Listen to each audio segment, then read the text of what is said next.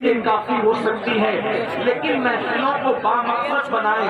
آپ کی میں توجہ چاہتا ہوں، میں نے جس آیت کریمہ کی تلاوت کی ہے اب اس پر تھوڑا سا آپ غور فرما لیں۔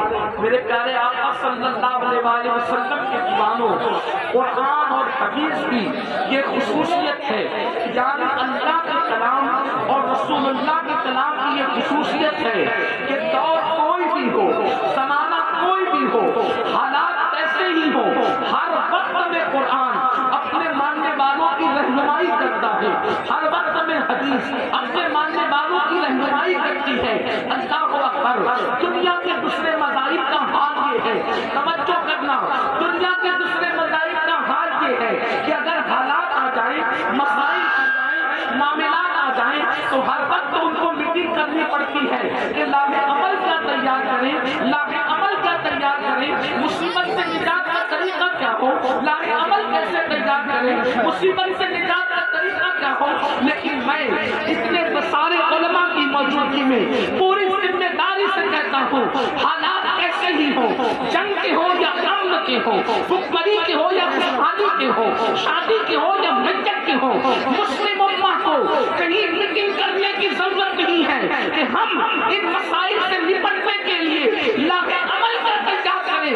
آج سے 1450 سال پہلے قرآن کی شکل میں ہمیں لاہ عمل عطا کر دیا گیا ہے، حدیث رسول کی شکل میں لاہ عمل عطا کر دیا گیا ہے۔ آج میری قوم رونا روتی ہے، مولانا کوئی لاہ عمل بتائیں امت کی ترقی کے لیے، امت کی کامیابی کے لیے، امت کی کامرانی کے لیے۔ میں نے کہا قرآن کی موجودگی میں کون سا لاہ عمل ہوگا، حدیث کی موجودگی میں کون سا لاہ عمل ہوگا۔ لوگ تقریروں میں رونا روتے ہیں، مسلمانوں کا کوئی قائد نہیں، مسلمانوں کا کوئی رہنما نہیں۔ میں نے کہا نادان ہو گئے، کس قائد اور کس رہنما کی بات کرتے ہو؟ جس قوم کا قائد محمد رسول اللہ ہو، اس قوم کو پھر کس قیادت کی ضرورت ہے؟ بات تو یہ ہے کہ ہمیں ان کو قائد مان کر کے اپنی زندگی گزارنی ہوگی، ہمیں اور کی ضرورت نہیں ہے۔ ساری قیادتیں جس کے قدموں میں سر خمیدہ ہے، بلکہ قیادتیں نہیں، بلبلے سدرا کے سر پہ سجے ہوئے تاج کے موتی جس کے گلوں کو سجدہ کرتے ہیں، وہ محمد رسول اللہ ہمارے قائد۔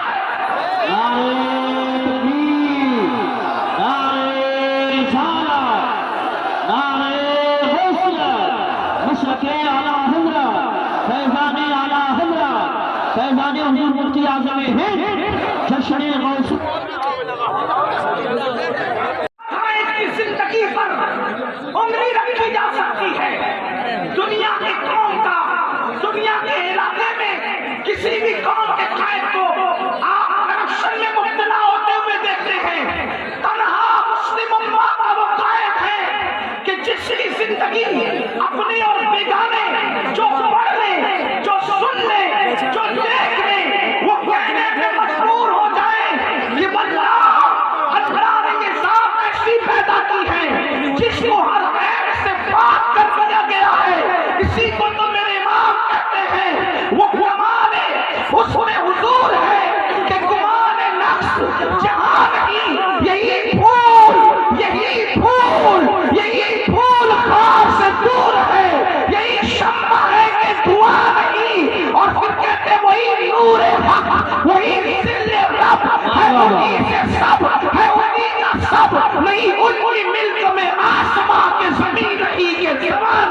سبحان اللہ، سبحان اللہ، ماشاءاللہ، لا کوئی ایسا یا رسول اللہ، جو پیٹ میں پتھر باندھ کر دوسروں کو کھلانے نظر آئے۔ لاؤ کوئی ایسا قائد جو دشمنوں کو گالیاں سن کر دعا دے۔ لاؤ کوئی ایسا قائد جس کا حسن ایسا ہو، جس کا حسن اللہ کو بھی پا جائے۔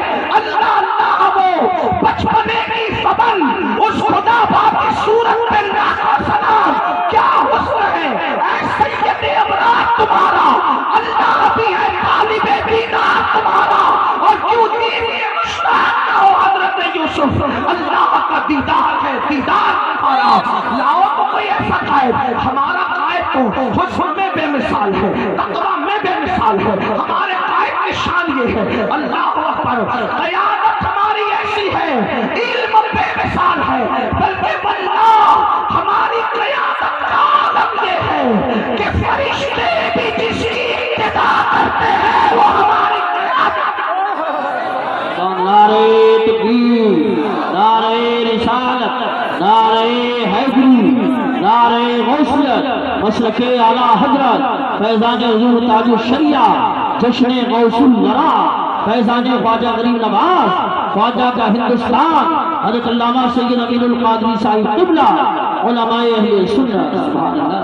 حضور میری قوم کے جوانوں، حضور ہمارے قائد ہیں، دنیا کے قائدین کا حال یہ ہے، دنیا کے قائدین کا حال یہ ہے کہ وہ تقریر کرتے ہیں، لیکن جب زراعت کی بات آتی ہے تو سب سے زیادہ کرپشن میں لوگوں کو مبتلا دیکھتے ہیں، لیکن یہ اپنے نبی کی ہمارے قائد ہے، ہمارے نبی کہ جو حلیمہ کے سینے سے دائیں طرف کا دودھ پیے بائیں طرف کا چھوڑ دے، یہ ہمارے قائد کی شان گود میں ہے، گود میں عالم شباب، حال شباب کچھ نہ کچھ، وہاں تو گود میں حال یہ ہے کہ دائیں طرف کا نوش فرماتے ہیں، بائیں طرف کا چھوڑتے ہیں۔ آج کی سائنس کہتی ہے کہ خاتون کے سینے میں دائیں طرف شیر کم ہوتا ہے اور بائیں طرف زیادہ ہوتا ہے۔ اللہ کے رسول جو پوری کائنات کی قیادت کے لیے آئے ہیں، اپنے لیے کم لے کر اور اپنے بھائی کے لیے زیادہ چھوڑ کر بتا رہے ہیں کہ حضور صرف انصاف نہیں کرتے، انصاف برابر برابر کو کہتے ہیں، بلکہ میرے آقا تو عطا کرتے ہیں، کم اپنے لیے رکھتے ہیں، زیادہ اپنے بھائی کے لیے چھوڑتے ہیں۔ میرے امام کہتے ہیں بھائیوں کے لیے درد کشتہ کریں، دودھ پیتوں کی نسبت میں لاکھوں سلام، اللہ اکبر۔ تو میرے آقا علیہ السلام کے دیوانوں، میں اتنا کہنا چاہتا ہوں، ہر دور میں قرآن، ہر دور میں حدیث مصطفیٰ ہمارے لیے رہنما ہے۔ میں معاذ اللہ یہ نہیں کہتا کہ آپ کو موجودہ دور کی ظاہری کسی قیادت کو چھوڑنا چاہیے، نہیں، اصل قیادت ہمارے حضور ہے ہمارے لیے، بلکہ ہمارے لیے تو ہر چیز کی اصل وہی ہے، خدا کے بعد سب کچھ وہی ہے۔ امام کہتے ہیں وہی جل و شہر بشیر ہے، وہی اصل عالم دیر ہے، وہی نیر ہے، وہی بیر ہے، وہی پاک ہے، وہی پاک ہے۔ اللہ اکبر، ان کی شان ہی نرالی ہے۔ میرے آقا علیہ السلام کے پیارے دیوانوں، تو آقا ہمارے قائد ہیں۔ اب آئیے میں آپ کو بتاؤں، جب میں نے یہ بات شروع میں کہہ دی کہ ہر مسئلے کا حل قرآن و سنت میں موجود ہے، تو آئیے دنیا اس وقت تیسری عالمی جنگ کی طرف بڑھ رہی ہے۔ اب میری اصل عنوان کی طرف میں آنا چاہتا ہوں، پوری دنیا تیسری عالمی جنگ، تھرڈ ورلڈ وار کی طرف بڑھ رہی ہے، اور پوری دنیا کے دانشور یہ کہہ رہے ہیں، کچھ کہتے ہیں جنگ شروع ہو چکی ہے، کچھ کہتے ہیں جنگ شروع ہونے والی ہے۔ بہرحال کچھ لوگوں کا خیال یہ ہے کہ حالات ایسے ہوں گے۔